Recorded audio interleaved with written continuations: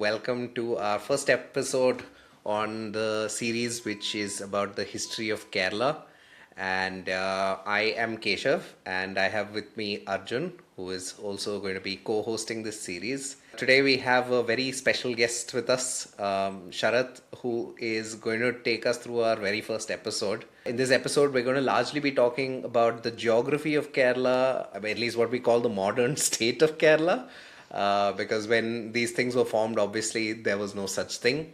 And Sharat is going to walk us through some of these mega sort of processes that led to the creation of the state as we know it today. Thanks, Sharat, for your time. And why don't you actually, tell us a little bit about yourself first, and before we jump into the episode.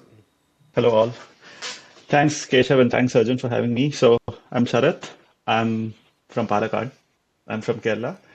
I'm currently doing my PhD at the University of Hull in the UK. I'm doing my PhD in human geography, where I'm studying drainage histories, and I'm going to be comparing a site in England against Kuttanad in Kerala. At least that's the plan. I'm in my second year. I Before my PhD, my master's was in climate change, and before that, I'd done a couple of research fellowships. I think I got interested in the idea of how geography and how climate change can affect human histories very broadly when I was doing my climate change master's itself. And although that at that point it was slightly more technical compared to because mine was a social science master's studying in TIS, Tata Institute of Social Sciences. I think I began to read up quite a bit, and that sort of inspired me to start making content on it also. Yeah, so I mean, it led to you guys calling me for this, so all good. Yeah, the peak. The peak, yeah, So, it's what all is the downhill site in from here. England? Well, oh God. What is the site in England that you're comparing to Kutanad? It's Lincolnshire coastal marshes. So just like Netherlands is one of the global cases which is very well known for, having done a lot of reclamation, right?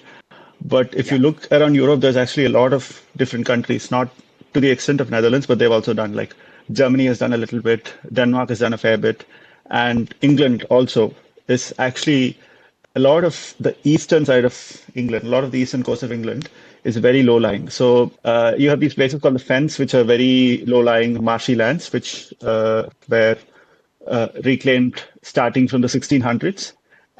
But that's very well studied. So the historiography is already very well set down, and there's not a lot new to be done over there. I'm studying Lincolnshire. Like, Boston is very well known as a city in the US now, but there's actually a Boston in Lincolnshire, which is actually where the name comes Right. from. So there's Boston and Yeah. there's Lincoln, all of those cities. So it's the coastal part next to that. Yeah. So I think you know what, like let's since we are talking about Kerala's geography and and trying to understand and decipher how the state it was formed, let's talk a little bit about how we know what we know, basically, right? And so, what are the sources that we have when we are talking about the geographies of Kerala? Like, what are we looking at when we are trying to explain what we see? I think one way to think about it is to split it across like deep time, right? Like if you're talking about changes from millions of years ago or a billion years ago, it's mostly the domain of geologists who are talking about plate tectonics. And geologists usually, their evidence has to deal with the magnetism of rocks or the stratigraphy in which different rocks build up. Stratigraphy, I think, in which different Stratigraphy is essentially the layers in the which layers, yeah, yeah, they've like what yeah. is the sedimentation processes. So like from examples across the world, what is, let's say, the typical sedimentation rate of a particular kind of rock. So based on whether you find that somewhere else, you can say, okay, this rate of sedimentation happened over these many years, and so on and so forth. So that's, like I said, deep time. And when it comes to, let's say, you are trying to figure out over 10,000 years or 100,000 years, you get to different kinds of things. So if you're talking about looking at how the landscape has changed or how the climate has changed, what they essentially do it through is through proxies. So proxy essentially is something which is a standard for something else. So you Okay. don't have direct human records of anything which happened more than, let's say, 3,000 years ago, right? So what you do is you have benchmarks for how specific things change, right? Right. And this is also, again, stratigraphy, and this is borrowing from archaeology. Because if you dig down, whatever is at the top was the most recent. And as you go Yes. down, it's stuff which has come before that and before that. And you have benchmarks, loose benchmarks for how uh, fast each layer builds up, right? So you might look at something like a marine core, which if you look at these, let's say offshore rigs and such, right? They are digging for petroleum in the open ocean. In the North Sea, for example, in Europe, Yeah. between England and Denmark and Norway, a lot of petroleum exploration is going on. And they did a lot Yeah. of findings by digging for petroleum. So you get a marine core, and then Hmm. you look at each layer to find out what came first and what came before that.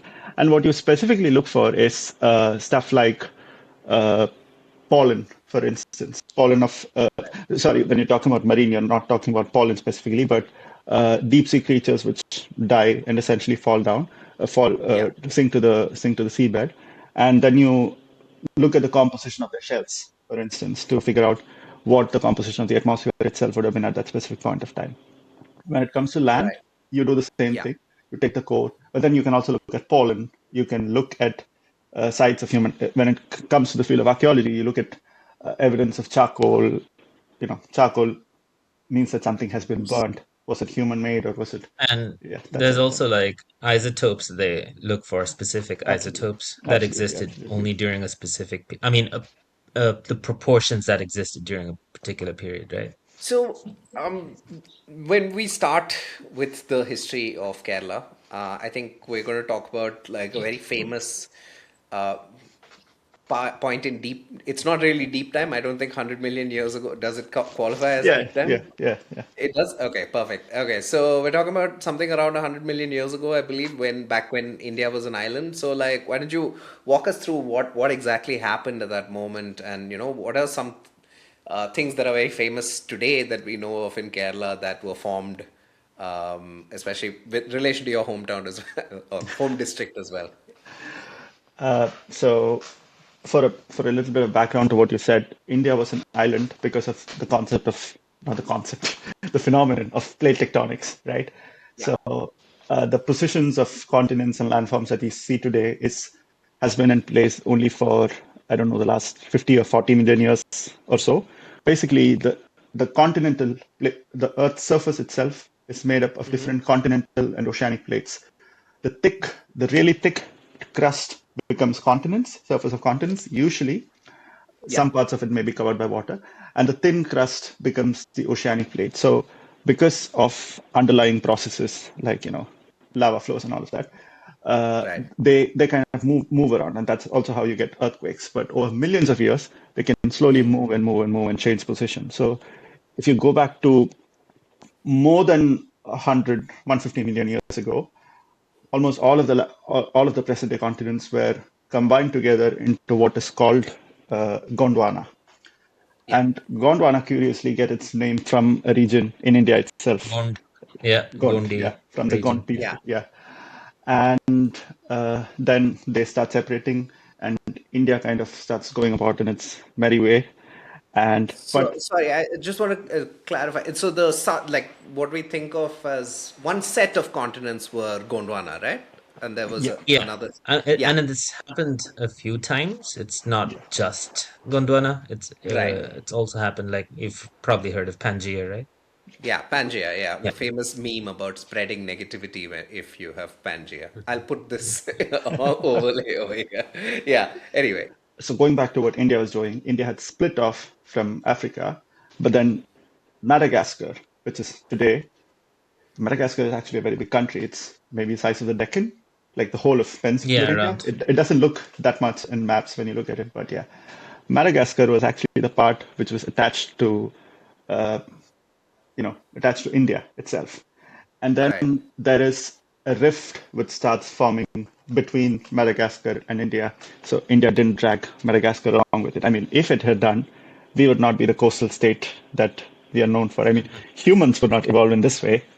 It's like, Yeah. butterfly effect, so many It things would would have have changed changed. everything, yeah. It would have changed Yeah. everything, yeah, basically. But there have been a lot of these geology papers which look at, again, sort of these evidences and sort of posit, okay, this might have been the way that, again, these are all reconstructions, right? They may be very good reconstructions, but we're talking about 100 million years in the past, 80 million years in the past, right? By looking at and kind of reconstructing, these might be the ways in which they might have aligned up. And one of the things is that Kerala, the Western Ghats, has this thing called the Palakkad Gap, which is essentially a mountain gap. That's where my house is also is on the town of Palakkad, which is in the Palakkad Gap itself. And in the mountain chain, which is in Madagascar today, there is also a gap which is almost exactly the same width. It's called the Renault Sara Gap or something. I think I forgot the name. And so essentially the Western Ghats, what is the Western Ghats and that mountain chain were fused together, right? And through tectonic processes, they had split apart, and India had kind of gone on its way and then hit into Asia and created the Himalayas. And when you think of it, then the Western Ghats would not have been these inland mountain chains, right?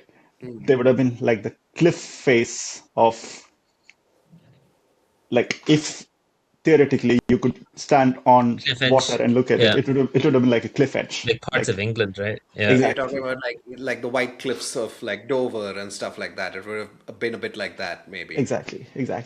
And some stuff that I've read about Western Ghats is that you can really call it a mountain chain. It's the eroded edge of the Deccan Plateau.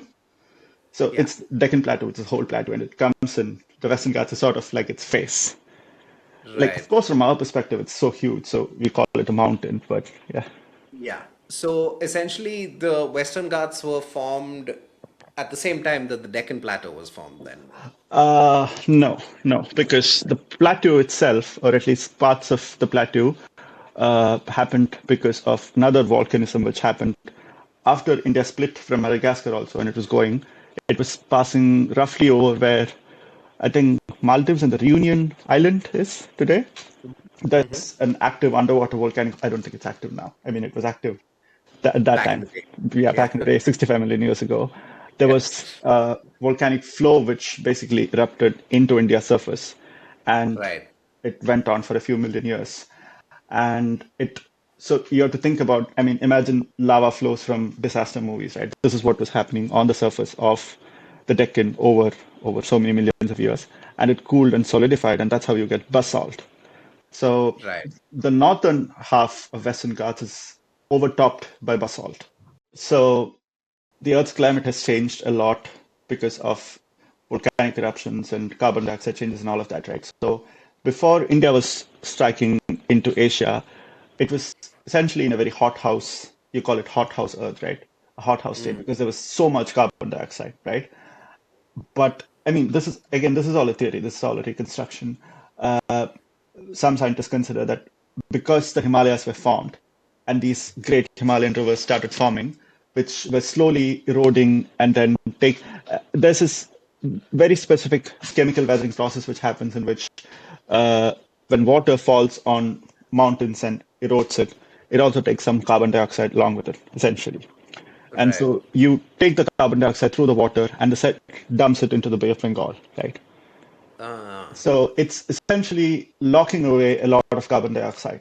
And because this right. process started, it lowered the carbon dioxide enough that ice sheets could start forming in the North Pole and the South Pole. Because otherwise, it would have, like, there used to be, like, palm trees in the North Pole. Like, imagine that. What time are we talking about now?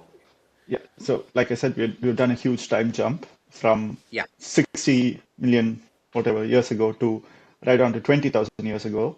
So, again, for a little bit of background to this, geologists divide the age of the Earth into different ages, epochs, eras, and all of that.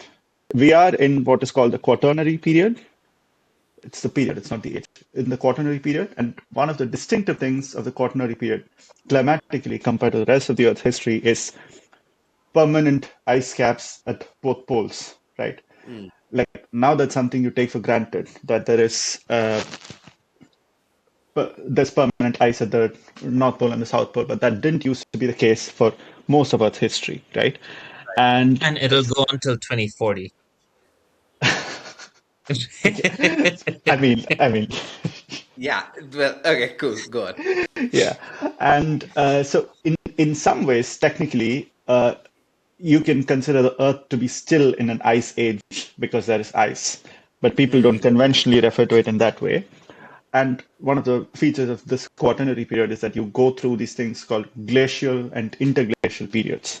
Right? Right. Glacial is where the sea ice, the ice sheets at the top and the bottom, kind of reach their maximum, and an interglacial period is where they sort of retreat and go back, essentially. Right? After all of these major Earth volcanism and continents moving and bumping into each other, and all of those things have been done, sort of primary determinant of how the climate changes on the Earth over the last, like, I don't know, 1 million years or so, has been one, the amount of carbon dioxide in the Earth's atmosphere, and Yeah. two is the amount of sunlight that's reaching the surface of the Earth. You call that insolation. And the way the insulation changes is the way the Earth is spinning itself changes. So climatologists talk about three different ways in which this can change. Again, I don't want to like each kind of offshoot to be a different discussion, right? So basically, Yeah. the amount of solar Access radiation reaching the changes. Earth's surface changes because of tilts or whatever.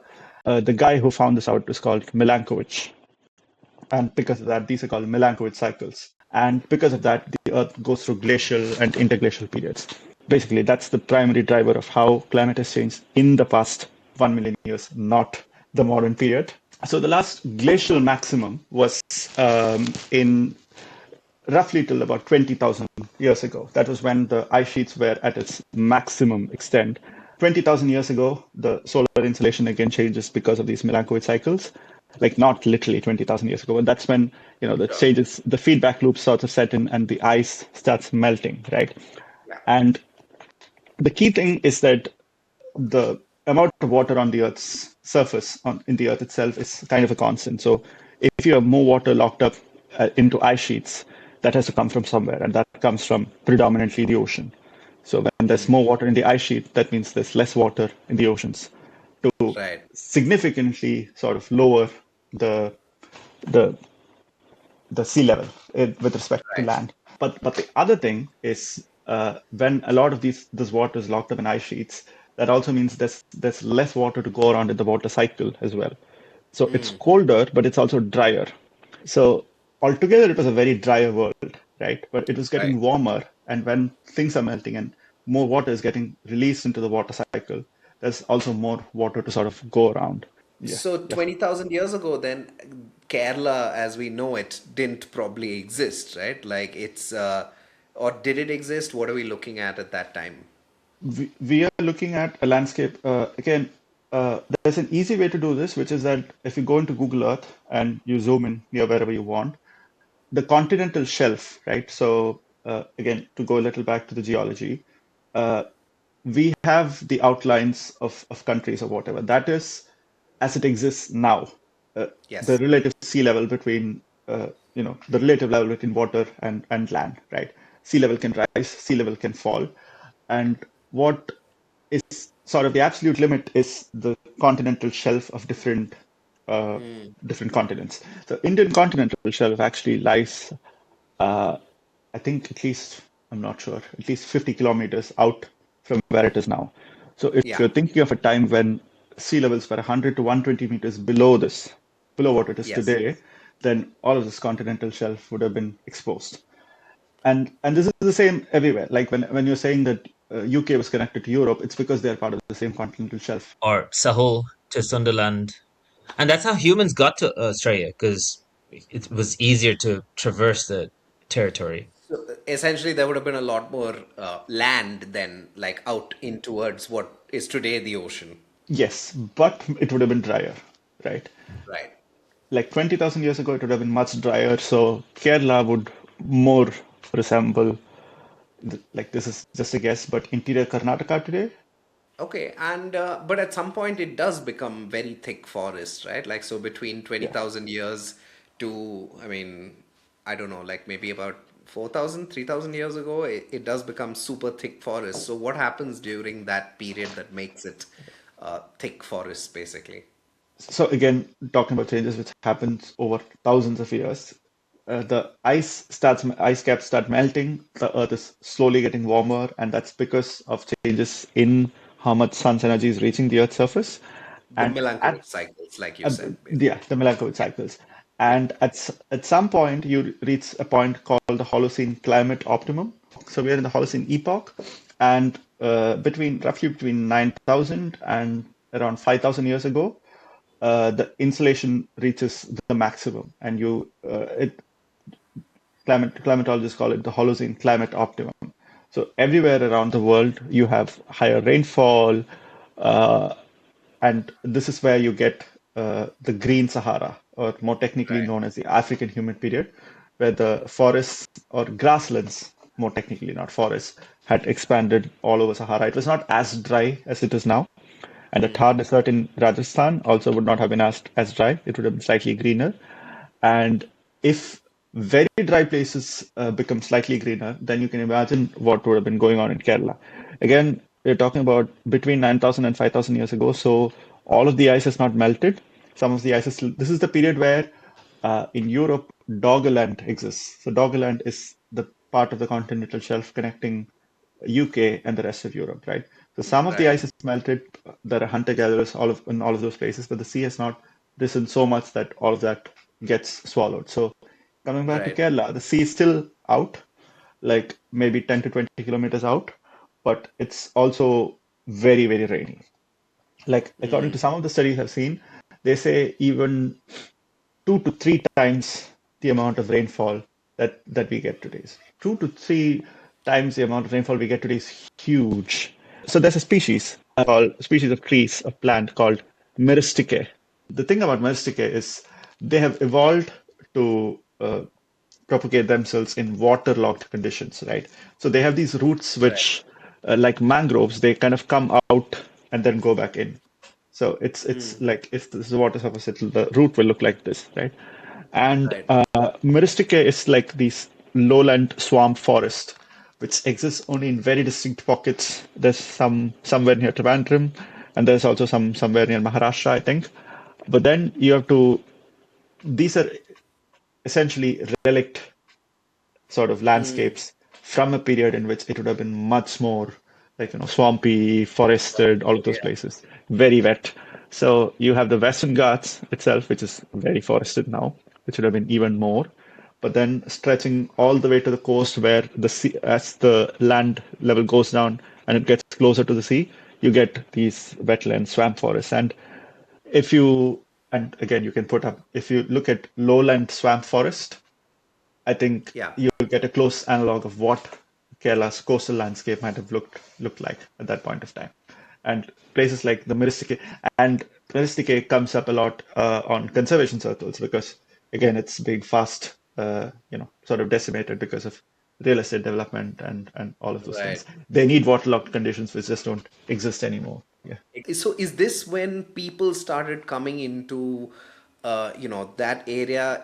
How did the peopling start happening? Because it seems to me like immediately after this, with all the rainfall and stuff, it seemed to be like a pretty harsh terrain. Like, it doesn't seem like a fun place to be when it's raining and wet and foresty and you could be eaten by a crocodile or something like that, right? Like, so when do people start coming into Kerala? Like, do we have any evidence for that?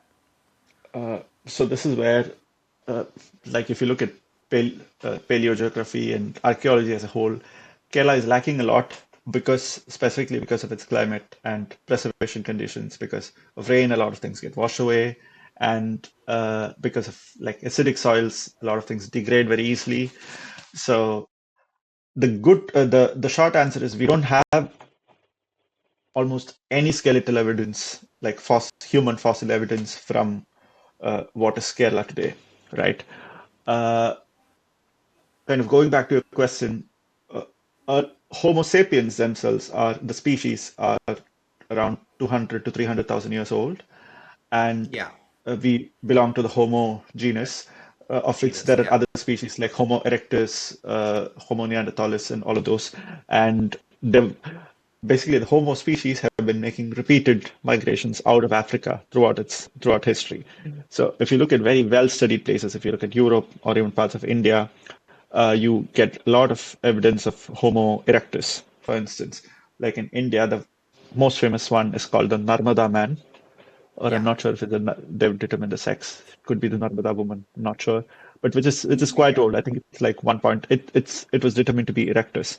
And you also get Homo erectus fossils from islands, Southeast Asia, parts of yeah, I think they found them in Indonesia and all of those places. So like they come from Africa, to reach this, they have to sort of go through India Yes. in some form or the other.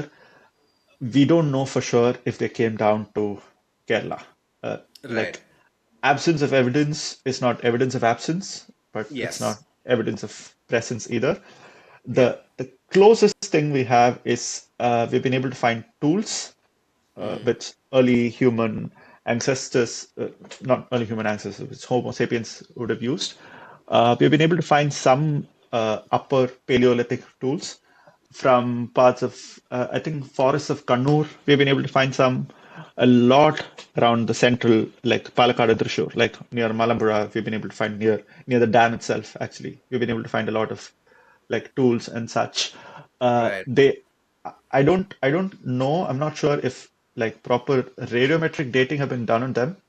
Usually, the way archaeologists do it is based on the type of tool it is. They compare it against the rest of the world and they give like a term. But then Paleolithic is again a broad term. Like I said, it can be anywhere between 20,000 and like Right. I think it goes up to 2 million or something. But Okay. there's definitely Paleolithic tools. But what we don't have are, like I said, human fossils. What we don't have are settlement sites. And this is where it's really sad compared to the rest of the world, even compared to India, like parts of UP, for instance. We have very good hunter-gatherer settlement sites, right? Yeah. Right, like you have sites where you've been able to identify postmarks. So these uh, essentially postmarks are where you put the Right. posts into. Post. So you've Yeah. been able Yeah. to excavate that, and people find like faunal remains of the kind of animals that they hunted and ate, and all of such things. Sadly, we have none of that. But if the tools are there, And this is probably because of the climate essentially that doesn't allow the preservation of a lot of these organic material. yes, yes, essentially, and tools are because they're stone tools, they can still be They like survive. Yeah. they don't rot away. But the sad thing is you're not being able to find them in stratigraphic context. So Right. you're dating it based on, so there are different ways of dating. If you find it at a particular level of soil, right, you can date it based on that. If you find it with along with charcoal or other organic material, you can carbon date it. But as far as I know, I could be wrong. We have not been able to carbon date any, or we have not found it along with such things. Mesolithic we definitely have, but again, not so much in South Kerala. I don't Yeah. think like Ernakulam and below we have any, but we have definitely been able to find stuff in Kannur, in Palakkad, in Thrissur, in Wayanad, and all of those places definitely. Yeah. Yeah. And again, coming to Neolithic also. Is it because in the south, the climate conditions were more adverse? Is that why we were not able to find? So, so people have archaeologists who, again, British colonial archaeologists and explorers who have looked all over India. They had the sort of perception about Kerala was that it was very forested, it was very rainy. That's why people would have found exactly what you said. But then it's starting in the 1970s that we've been able to find a lot of this, right? And sort of cannot stress enough that like we are a very densely populated state. A lot of these things get destroyed. People don't report it or whatever. There's in our country, there's a lot of uh, like you get a lot more funding for let's say digs from the historic period. There's less kind of going, and I'm not saying this as a very like an intentional aspect that you don't want to look at Paleolithic. It's just Yeah. generally priorities in a Yeah. developing country, right? So I think there could definitely be more stuff.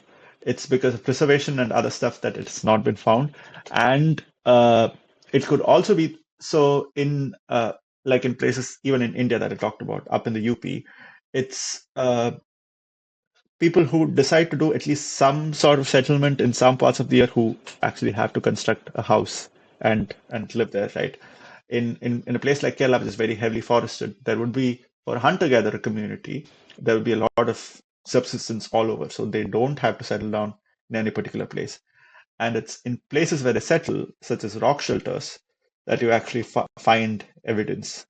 So another Kerala tourism icon is Yeah, the Vembanad Lake, right? lake itself. Yeah. So how would you describe the formation of that? Again, sort of something that goes over like a few thousand years itself. Uh, so I talked about the Holocene climate optimum, right? This is a period where there was a lot of rainfall, and Kerala was this sort of verdant tropical rainforest. Like imagine Silent Valley, but for the whole state, right? And the lake itself did not exist at that point of time. It was like a thick forest stretching from the Ghats all the way to the coast, and the coast was just out there, like a little out there, 15 to 20 kilometers out, right?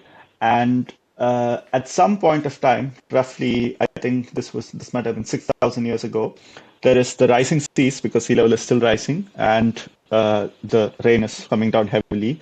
There's a combination. It might have been one event. It might have been something which stretched over time, which essentially floods and buries these forests, right?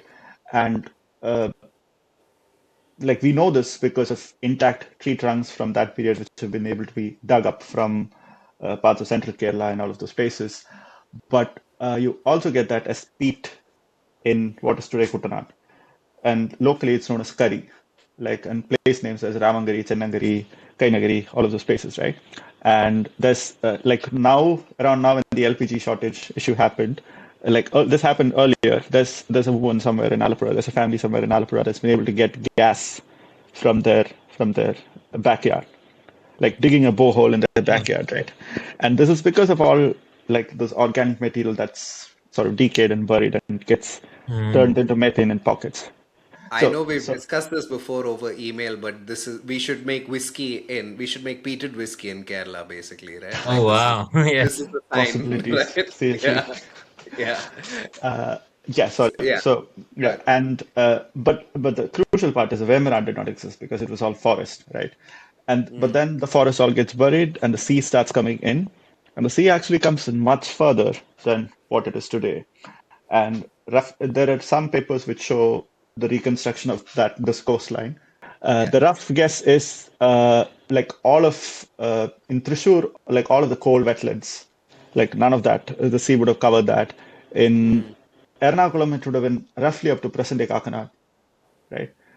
And like the eastern boundary of Vemarad Lake. So all the way yeah, up to what is Kottayam and Changanasheri today, right? yeah, And the sea sort of came in till that, and then the sea retreated. This has happened in a lot of different places around the world. So the sea came in and the sea retreated, but the curious part is, interesting part is this part of Kerala sits in a sedimentary basin essentially. So it's a little lower than the rest of the crust. There's like a dip. It's a basin, sedimentary basin. So as the water retreats, it's the sea level itself that has fallen, but what it gives is a very marshy coastal marshes essentially. And I'm talking about a big stretch, like all of Ernakulam, like all of Cochin City, all of Alapura, all of those places being just Chadapur, being just Yeah. marshes, right? With Yeah, very Keshav, just so you know, like Kakinad has been there, but you guys in Matanjeri, nah. I mean, we are sea people essentially, you know. No, so when you're talking about marshes, you're talking about like like mangrovey kind of yeah, marshland. yeah, Okay, yeah, okay, essentially. And if you Ramalam think, still has these marshy areas. Like back when I was living there, like some parts are like just slush, where? essentially. which Tammanam, parts? Tammanam, Tamanam. Tammanam. Yeah, yeah, yeah, yeah. between Uh, Palairotam and Vaitala. Yeah. yeah. And like like if you're thinking about like 4,000 years ago, one analog might be Sundarbans of today. Hmm. Like not very strict because Sundarbans gets a lot more rain. But then Yeah. thinking about back then, so like a lot, like you can't separate land and water essentially because it's one river coming and splitting into different regions and all of that. And What river are we talking about at this point? so what the place I know the most about is Kochi and Alapura, and Yeah. Vembanad has 5 lakes, right? 5 rivers, right? Again, these are all like like I'm talking about the general uh, idea of how that landscape might have been, but there's no specific this river Imagine. was flowing this way and all of that. But one theory of how, like out of all that marsh, an inland water system might have formed is there are two things going on at once. One of them is three of the southernmost rivers, that's Pamba, Manimalayar, and Achangovil, instead of coming and falling directly to the sea, they kind of change their direction and start flowing northward, right? And not, but again, this is northward, very close to the sea, right? Right. So it becomes so they are coming with very sediment rich. And again, when talking about tropical rivers like found in Kerala, they're all eroding stuff from the Western Ghats and bringing the sediment load and dropping the sediment near the coast. That's how the coast Mm, itself gets built up. So here are three rivers which are flowing straight to the ocean and dropping the sediment out into the ocean floor, which are now dropping the sediments into this region, right? yeah. Dropping a lot of water and sediment into this region, and that essentially forms the southern sort of bulge of the Weimarand itself. The other process which is going on is something called longshore drift, which is happening all along the coast, which is Mm, essentially the sediment that's coming and being dropped into the ocean. The movement of the waves itself kind of drops it as, and again, in sediment transport, it's like lighter sediments get dropped at one location and heavier sediment. So what ends up there is sand, basically, at the yeah. end. Yeah. And it's the sand itself which gets transported all along, up and down the coast and gets built up as these small islands, right? So Waipin and Fort Kochi, the origin of all of these are as these small islets, I think you can call them. Okay, so what time period are we talking about, when we're talking about all of this? Again, in stages happening over thousands of years. So the heavy rainfall period that flooded all of the forests and buried them would have happened roughly somewhere around, let's say, 5,000 or 6,000 years ago. Hmm. And the sea rising and coming up to what I said about present day, Kakanad and eastern boundary of the Vembaran, that could be between, again, this is very tentative, but between, let's say, 3,000 or 4,000 years ago, and then the sea Right. recedes. And the Vembaran itself, formation would have happened within the past 2,000 years. Like it would have formed into the way that we see it today within the past 1,500 years. Yeah.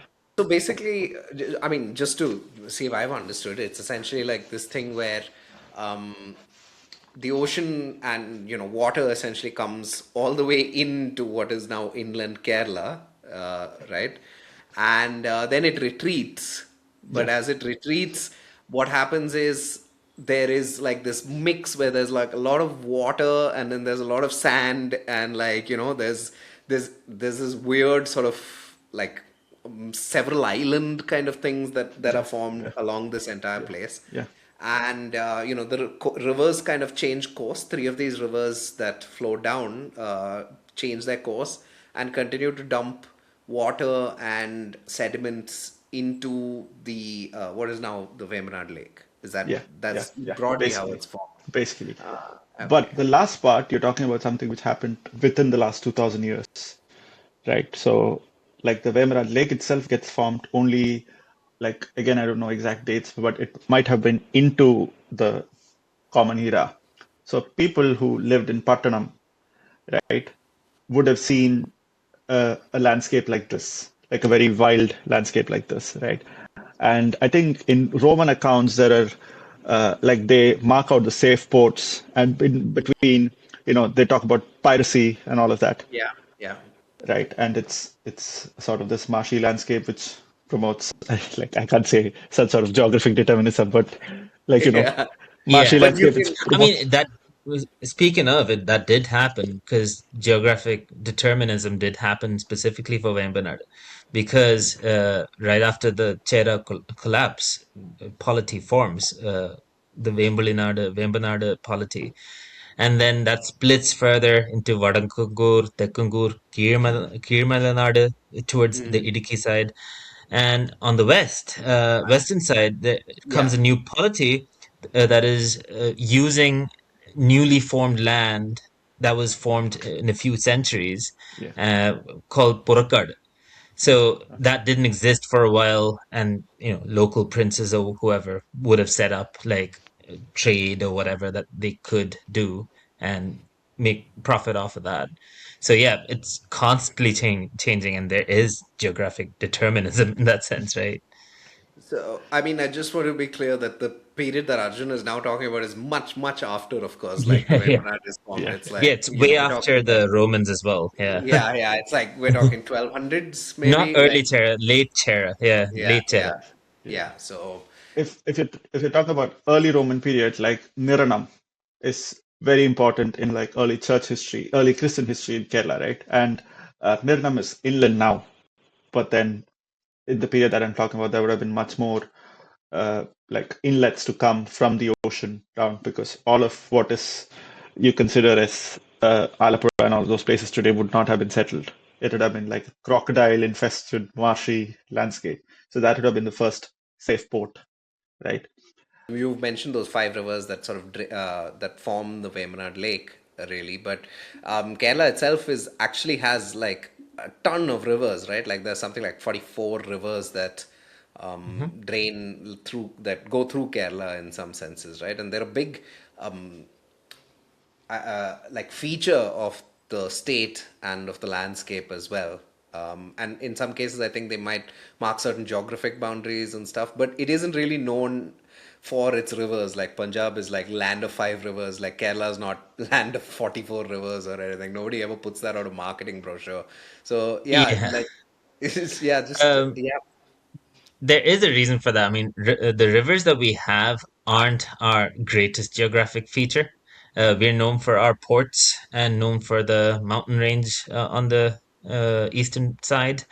And our rivers, most of the 44 are tiny rivers that wouldn't make a huge impact geopolitically speaking, as much as would for like the Ganges or Punjab, the Indus yeah, uh, tributaries. So the rivers that matter for us are Periyar, Nila, which is Bharatapura.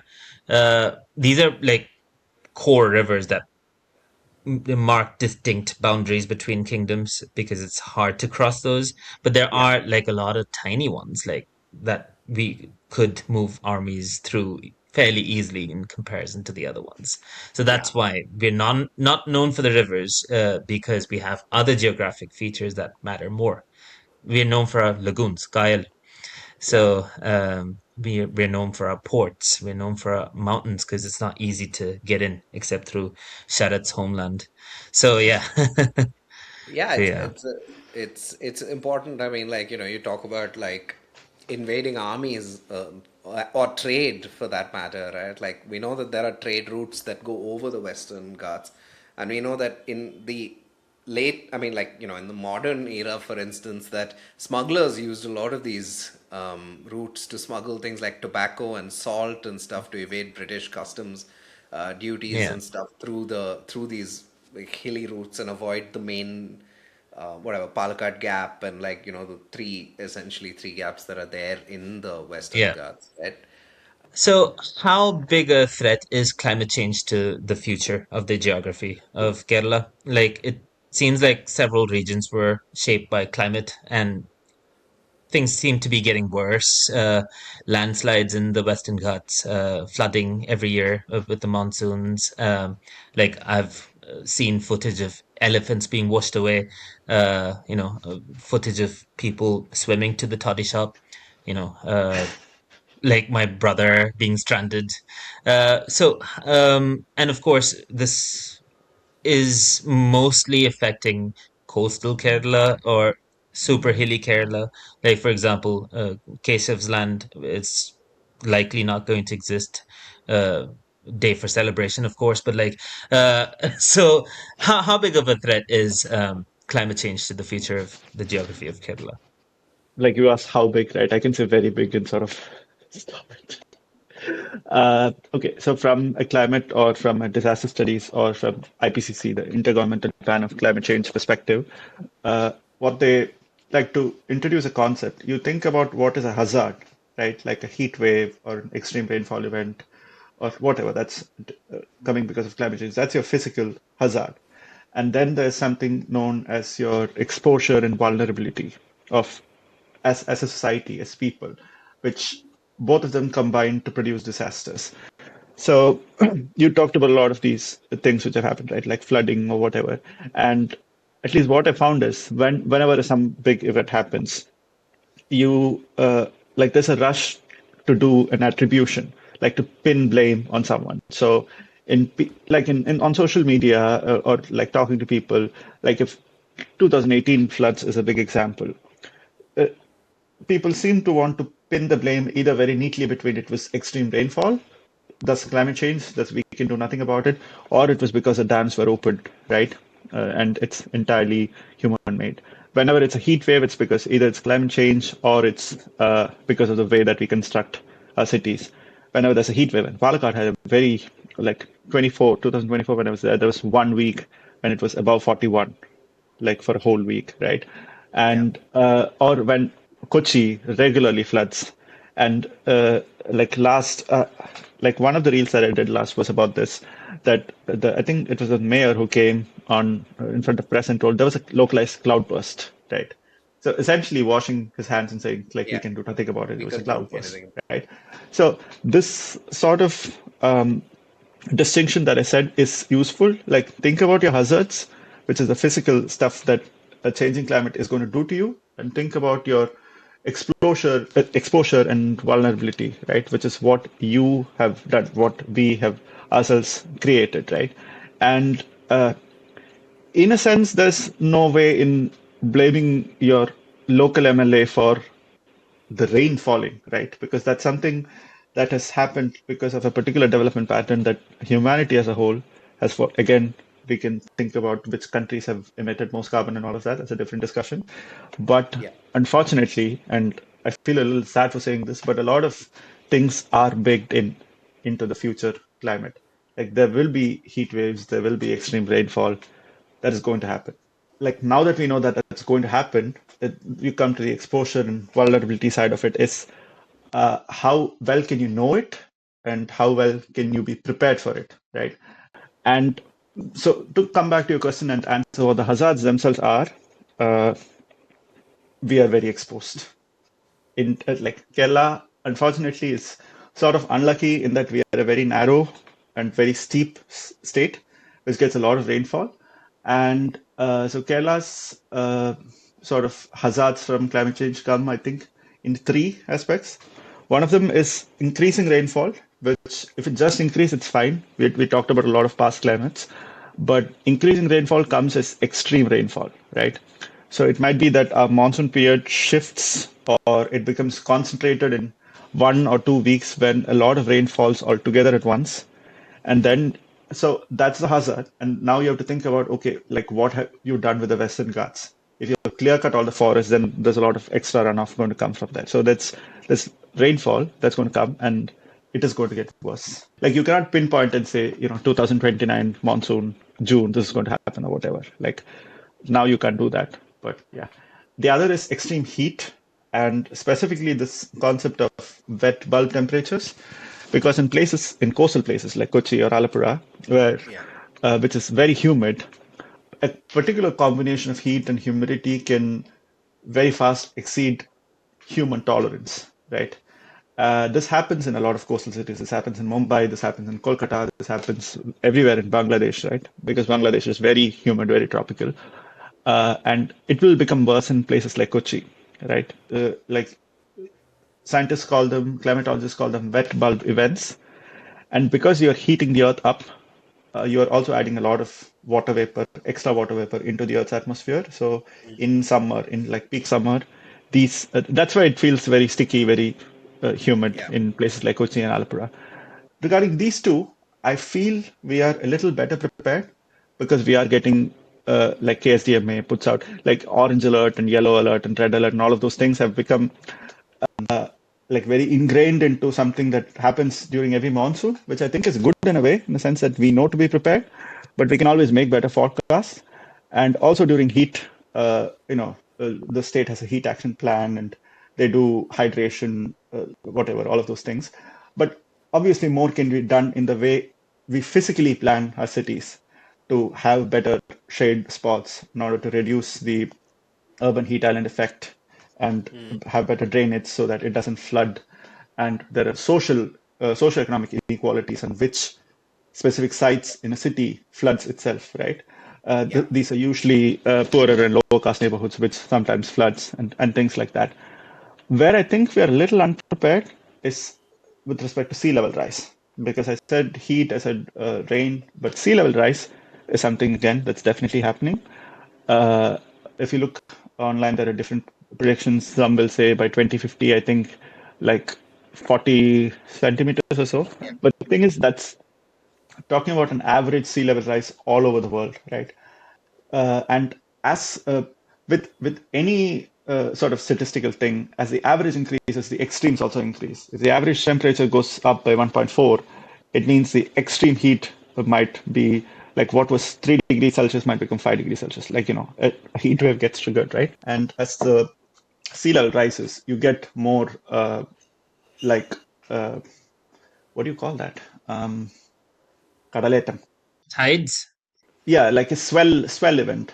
I think, Yeah. Transgressions, essentially, right? Like from yeah, the, yeah, yeah, like yeah, Like an extreme tide. Kadaletam, yeah, that's when it completely takes over, right? yeah, extreme, like what was happening in Chellanam for many years before they built that seawall, right? Like yeah, Chellanam suffered a lot before they built that yeah, seawall there, and most of the projections that I see has very dire predictions for Kochi and for Alapura. Like it shows Hmm. a lot of Kutanad getting flooded. It shows a lot of Kochi getting flooded. And socioeconomically, these are very different, right? Like on Kutanad, it's about a place that it's very population dense, people who are already suffering because in those terms, it's a very unfortunate place because there is the sea which is coming. There's also all of the 5 rivers which are coming and dumping water. So it's Hmm. not just the rainfall. Alapura itself gets a lot of rain, but it's also all of the upstream rainfall coming down through the rivers that yeah, it has to deal with. And Yeah. because of different reasons of the canals getting blocked and all of that, there's not enough drainage. Like you can do a whole podcast about Kutanad as a Yeah. region itself. But like, how do you deal with that? Like Yeah. we don't have the sort of political conversations about what happens if we need to retreat or abandon some places because that's happening organically in Kutanad. People are leaving their houses because there's chronic flooding and they're going away. They're buying land somewhere else, right? Like what do you do there? Kochi is a different thing. Like you have the economics of the port and the shipyard, which generate a lot of income for the state. But how are you going to deal with? Yeah, Very few politicians talk about, like, I've heard of Tarur talking about seawalls, but I feel like that's a temporary thing. yeah, Like I may have joked about it, but it's a serious issue. My friends have lost a lot of damaged. They've lost a lot of money in terms of damaged household goods and such. Aluvapura. And and like you rightly said, it's almost always like when you look at it socioeconomically, like which communities get most affected, it's almost always, not rich people, not the so-called like, upper caste folks who are like getting affected by this. It is almost always like oppressed caste folks and like poorer people who are. absolutely true. I mean, it's easy for like my dad to sell property and say, "Oh, this is not ideal because it's flooding all the time." Because that's happened to us. One of the areas that he had property in was marshy, and it would flood a lot during the rainy season. And he sold the property and he can move on, but like that's not going to happen for many people. They can't just, sell property and move on and like, yeah, it's not easy. So there would need to be government intervention. So yeah. and the point that I sort of said about Kutanat, like I can say this because my PhD sort of roundabout way deals with this. I'm looking at drainage histories, right? And Lincolnshire in England is also a place that is very much at risk. It's just like Kutanat because it's a coastal marsh. But in Lincolnshire, you were talking about you do something called managed retreat, where essentially you abandon a few farming locations along the coast and you let salt marsh sort of develop there, right? And yeah, essentially managed retreat. And in Denmark also, Denmark again did a lot of reclamation of their fjords, their lakes during the 19th century, but now they're converting them back to lakes and nature reserves which can take in flood water.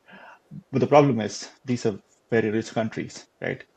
And the Yeah. politics they are with respect to their farmers, with respect to their food security, with respect to the development stage is itself very different.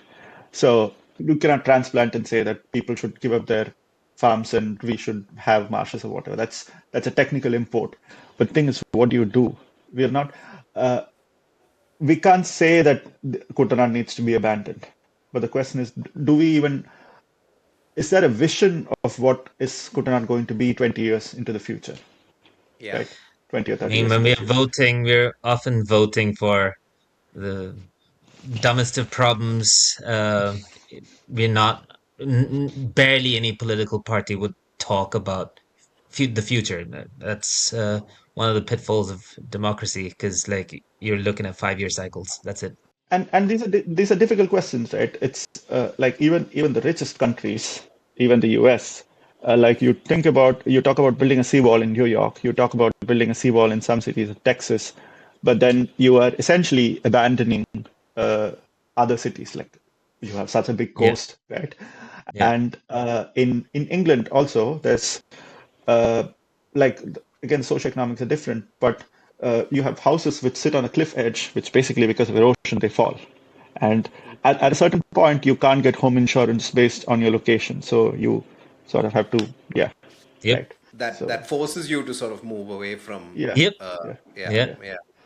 Okay, on that very, very depressing note, Sharat, thanks for coming on board. And I mean, I hope it also gives people, the episode gives people a sense of what the past was like in terms of like the geography of, the west coast really, and bits of like inland Kerala, all the major icons that we've covered, but also like the kind of threat that we're facing going forward as a people and as a state, that it is like a super serious matter, and that we need to start talking about this right now so that we can have something moving. Where can people find you, if they want to look up the work that you're doing? So the best place that they could go is on Instagram. I have a page which I run called Sense of the World. It's a page in which I do essentially explainers into climate and a little bit of history and some geography. It's more of a climate and geography focus page because my interests are towards climate change. So I've done sort of deep dives into formation of Vemvarant itself, which I've done as a two-part series. Yes. But I've also looked into the 1924 flood which happened in Kerala called the Tonutambara Vellapakam, the 2018 flood. And when last year's extreme rainfall events happened, I sort of did mini explainers. I look at data that is freely released by IMD, by other satellite, European and other sources, and I analyze them and see what sort of explanation can be done for all of the weird, freaky weather that we are experiencing now. So yeah, Yeah. sense of the world. You can follow me there.